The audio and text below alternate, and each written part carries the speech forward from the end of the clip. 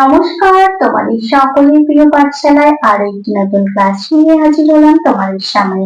আজকে আমি তোমাদের সাথে আলোচনা করব ক্লাস 5 এর ফাইনাল এক্সাম 2025 রায়মার্টিন কোয়েশ্চেন ব্যাংকের পরিবেশে 13 নম্বর স্কুলটির প্রশ্ন উত্তর। আমি আগের কয়েকটি ক্লাসে 1 থেকে 12 নম্বর স্কুল পর্যন্ত আলোচনা করিয়ে দিয়েছি। এখনো পর্যন্ত যারা সেই ক্লাসগুলি করোনি তারা অবশ্যই প্লেলিস্টে ক্লিক করে নিও এবং ক্লাসগুলি করে নিও। আমি আজকে ক্লাসটি শুরু করে দিচ্ছি, সকলে মন দিয়ে দেখে নেন। একই প্রশ্নটি আছে, সঠিক উত্তরটি বেছে নিয়ে লেখো। একটি লুপ্তপ্রায় মাছ হলো রুই, কাতলা না ন্যাদোষ? ন্যাদোষ। জীবাশ্ম জ্বালানি হলো তামা, কয়লা না গ্রাফাইট? কয়লা। টেলিস্কোপ তৈরি করেন কোপার্নিকাস, কলম্বাস না গ্যালিলিও গ্যালিলি? Galileo Galilei. লেখাপড়া করা শিশুদের আইনত অধিকার 14 বছর, 18 বছর না 21 বছর পর্যন্ত? 14 বছর পর্যন্ত। ভারতে প্রথম ট্রেন চলে 1853 সালে, 1860 সালে না 1863 সালে? 1853 সালে। পরিবেশ বান্ধব যান হলো অটো, বাস না সাইকেল? সাইকেল। আয়লা ঝড় হয়েছিল 2008 সালে, 2009 সালে না 2010 সালে? 2009 সালে। অক্সিজেন পাওয়া যায় শিকড়, পাতা না ফুল থেকে? পাতা থেকে। মুখ্য জ্বরের মূল কারণ হলো পৃথিবীর আকর্ষণ, চাঁদের আকর্ষণ না সূর্য গ্রহণ? চাঁদের আকর্ষণ। ধোঁয়াতে উপস্থিত বিষাক্ত গ্যাস হলো অক্সিজেন, নাইট্রোজেন না কার্বন মনোক্সাইড? Carbon monoxide. দুইটা বলেছি, শূন্যস্থান পূরণ করো। 2-1 প্রশ্নটি আছে, ট্রাম চলে গ্যাস শক্তিতে? ট্রাম চলে বিদ্যুৎ শক্তিতে। ট্রাম চলে বিদ্যুৎ শক্তিতে। ডেঙ্গু জ্বরের জীবাণু বহন করে ড্যাশ মশা? এডিস মশা। এডিস। সূর্য থেকে পৃথিবীতে আলো আসতে সময় লাগে ড্যাশ? 8 মিনিট। 8 মিনিট। ড্যাশ মার্কা হেলমেট পরা উচিত? ISI মার্কা। তাল পাতায় লেখা বইগুলিকে ড্যাশ বলে? পুঁথি বলে। পুঁথি বলে। মুখ্য জ্বরে ড্যাশ সময় পর গৌণ জ্বর হয়? 12 ঘন্টা 26 মিনিট পর। 3টা আছে, বাম স্তম্ভের সঙ্গে ডান স্তম্ভ মিলিয়ে লেখো। সৌর বিদ্যুৎ উৎপন্ন হয় কি হবে? বারুইপুর, কয়লা, সোলার প্যানেল না জওহরলাল নেহেরু? সোলার প্যানেল হবে। পেয়ারা বিখ্যাত বারুইপুর, কয়লা না জওহরলাল নেহেরু? বারুইপুর। শিশু দিবস কি হবে? কয়লা না জওহরলাল নেহেরু? জওহরলাল নেহেরু। আর প্রচলিত শক্তি হবে কয়লা। 4 প্রশ্নটি আছে, নিচের প্রশ্নগুলির উত্তর দাও। 4-1 প্রশ্নটি বলেছে, পশ্চিমবঙ্গের প্রধান খনিজ সম্পদ কি? কয়লা।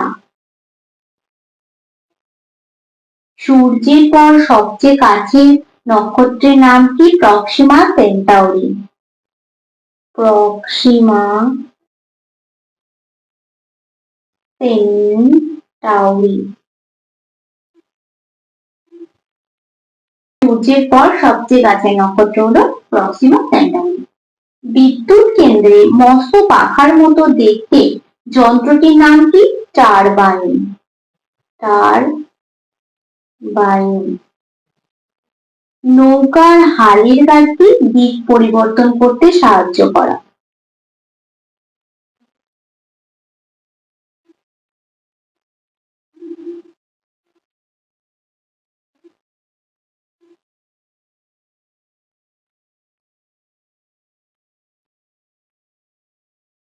দিক পরিবর্তন করতে সাহায্য করা।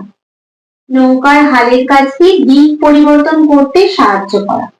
পথের পাঁচালী বইটি কার লেখা? বিভূতিভূষণ বন্দ্যোপাধ্যায় লেখা। বিভূতিভূষণ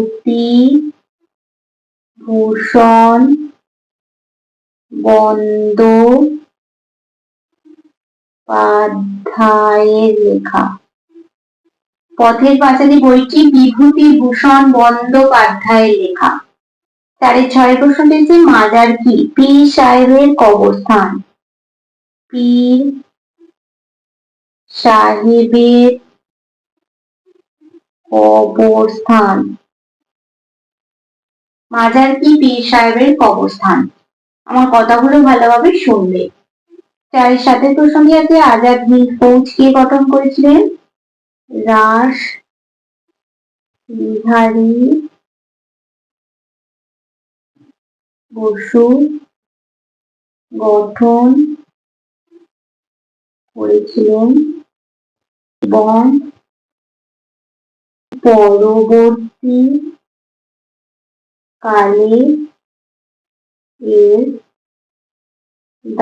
এর দায়িত্ব গ্রহণ করেন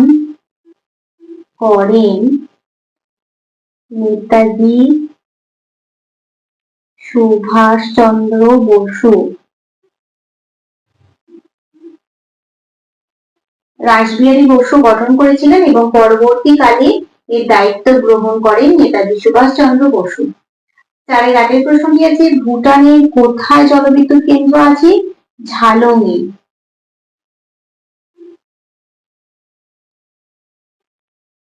এই 5টা দিলাম। ভুটানের ঝালংয়ে জলবিদ্যুৎ কেন্দ্র আছে।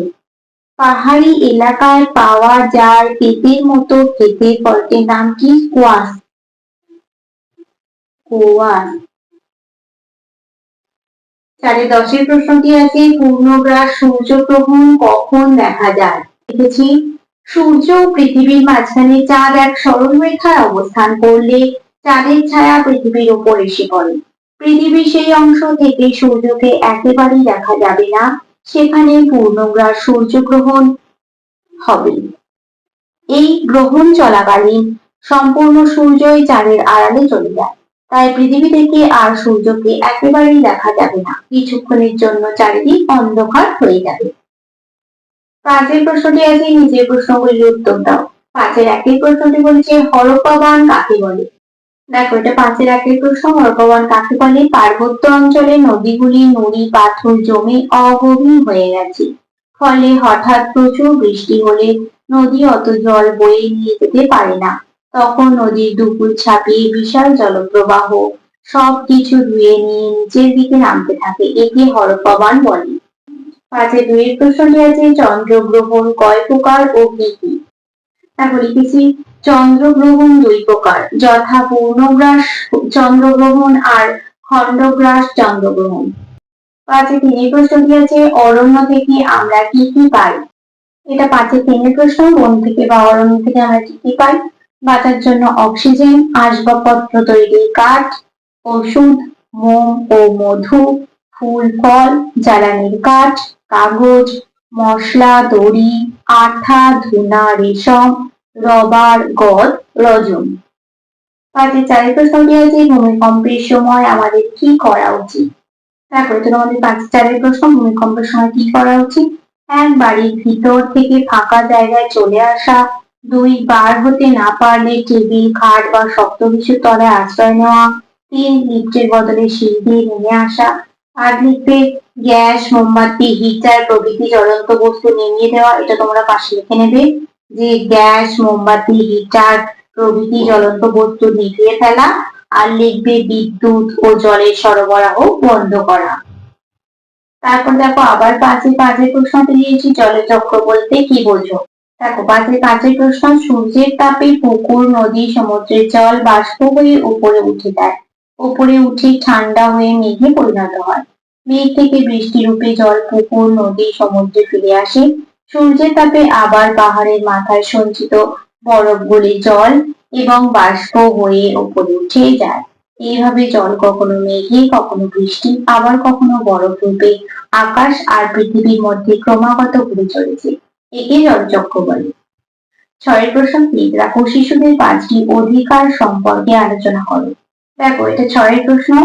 শিশুদের অধিকারগুলি হলো 1 বেঁচে থাকার অধিকার, 2 খাদ্য পানীয় জল পাওয়ার অধিকার, 3 স্বাস্থ্য ভালো রাখা, অসুখ হলে চিকিৎসা পাওয়ার অধিকার, 4 অবৈতনিক ও বাধ্যতামূলক শিক্ষা লাভের অধিকার, 5 নিজের নাম পরিচয় জানা ও প্রকাশ করার অধিকার। 6 নিজের মত প্রকাশ ও আলোচনার স্বাধীনতা। আর 7 মারধর ও মানসিক পীড়ন থেকে সুরক্ষার অধিকার প্রভৃতি। 7 প্রশ্নটি আছে সূর্যগ্রহণ অথবা চন্দ্রগ্রহণের চিত্র অঙ্কন করো এবং সূর্য পৃথিবী এবং চাঁদের অবস্থান চিহ্নিত করো।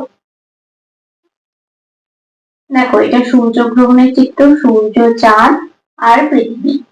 চিত্রটিতে দেখা যাচ্ছে পৃথিবীতে ক ও খ স্থানের মধ্যবর্তী অংশ থেকে সূর্যকে একেবারে দেখা যাচ্ছে না। দেখো পৃথিবীর ক স্থানের মধ্যবর্তী অংশ থেকে সূর্যকে দেখা যাচ্ছে না, ওই স্থানে সূর্য চাঁদের আড়ালে চলে যাওয়ায় ওখানে সূর্যগ্রহণ হবে। দেখো এখানে তো চন্দ্রের মানে চাঁদের আড়ালে সূর্য চলে গেছে, তাই সূর্যকে পৃথিবী থেকে দেখা যাচ্ছে না, তাই ওই স্থানে হয়ে যাবে সূর্যগ্রহণ।